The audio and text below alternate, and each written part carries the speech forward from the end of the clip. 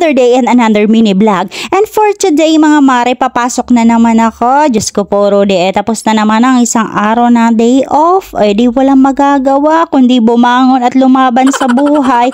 At buti na lang mga mare, medyo maliwanag ang kapaligiran at hindi ganun kaulan. At bukod nga dyan, hindi pa traffic, kaya medyo masaya-saya yung aming biyahe.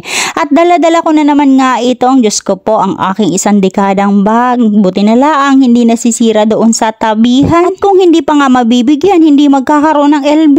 At nandito na nga ako mga kaibigan.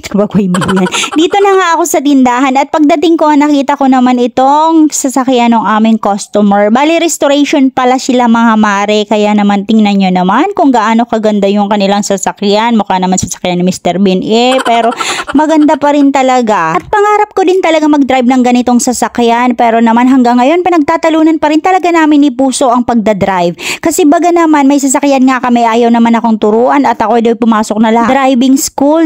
Yung baga naman ay makakapalagpas sa akin pag aking nakwelyuhan. Maraming salamat po sa inyong panonood. Hanggang sa susunod na serye.